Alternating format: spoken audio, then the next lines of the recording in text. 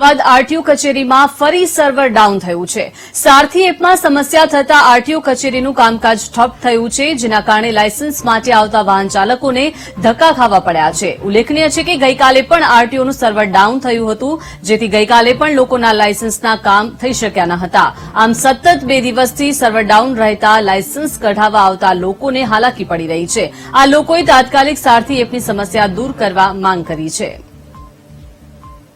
આરટીઓના સર્વરમાં ફરી એકવાર ખામી સર્જાઈ છે અને ખામી સર્જાતાના કારણે જે ડ્રાઇવિંગ ટેસ્ટ છે સાથે લાયસન્સની કામગીરી જે છે તે ખોરવાઈ છે અને જે લોકો લાયસન્સ કઢાવવા માટે આવી રહ્યા છે તે લોકોને વેઇટિંગ કરવું પડી રહ્યું છે, બેસવું પડી રહ્યું છે અને આ જોઈ શકાય છે લાયસન્સ વિભાગ કે જ્યાં આમ તો સતત કામગીરી ચાલતી હોય છે, પરંતુ જ્યારે સર્વરમાં ખામી સર્જાય ત્યારે આ પ્રકારે લોકોને બેસવાનો વારો આવે। અવારનવાર આ પ્રકારની સમસ્યા સર્જાય છે અને જે પ્રકારનું આખું સોફ્ટવેર છે આ સોફ્ટવેરમાં ખામી હોવાના કારણે અથવા તો સોફ્ટવેર અપડેટ નહીં થતા હોવાના કારણે લોકોને હેરાન થવું પડ્યું છે। કાકા, તમે અહીંયા આવ્યા છો કેટલા વાગે અને આજે પહેલી વખત કે બીજી વખત? પહેલી વખત આવ્યા, કલાક 1.5 કલાક જેવું થયું। 11 વાગ્યાની અપોઇન્ટમેન્ટ છે અમારી।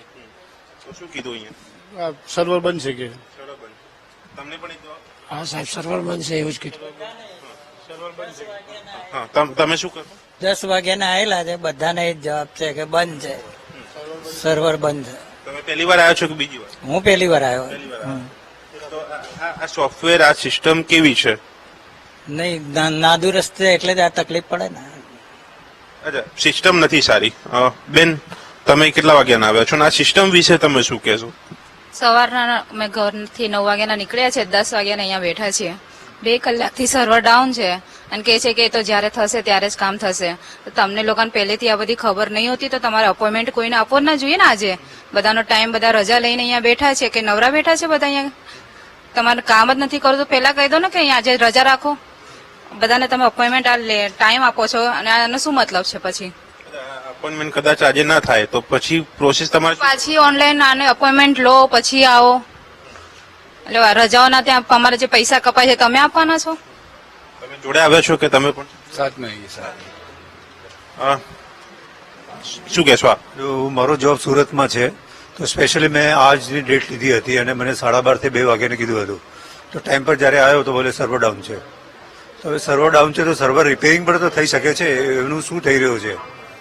કારણ કે સાંભળવામાં આવે છે કે કાલે પણ બંધ હતો સર્વર, આજે પણ એ જ છે। તો પછી આ સિસ્ટમ શું ક્યાં ચાલી રહ્યું છે? મને હવે ફરીથી આવવું પડશે અને કેટલા વાગ્યા સુધી બેસવાનું, બધી ગુચડમ થઈ ગઈ છે। આ તકલીફ છે આ અરજદારોની, આ એક વેદના છે અરજદારોની કે જેઓ કહી રહ્યા છે, કારણ કે માત્ર અમદાવાદની પરંતુ બહારથી લોકો આવે છે આ પ્રક્રિયા માટે, પ્રોસેસ માટે। જો તેમાં સર્વરમાં ખામી સર્જાય તો ફરીથી તેમને ધક્કો ખાવો પડે ને ફરીથી પ્રોસેસ કરવી પડે, જેને લઈને આ એક સિસ્ટમમાં સુધાર આવે તેવી માંગ છે। અવારનવાર આ પ્રશ્નો ઉઠે છે, માંગ ઉઠે છે, પરંતુ તેનો નિકાલ નથી। કેન્દ્રમાંથી આ સોફ્ટવેરની વાત છે કે જે અપડેટ થાય તો આ સમસ્યા દૂર થાય, પરંતુ તે ક્યારે થાય છે, લોકોની સમસ્યા ક્યારે દૂર થાય છે તે જોવાનું રહેશે। પરંતુ હાલ આ ખામીના કારણે અરજદારો પરેશાન થઈ રહ્યા છે। કેમેરામેન અજય સાથે દર્શન રાવલ, વીટીવી ન્યૂઝ, અમદાવાદ।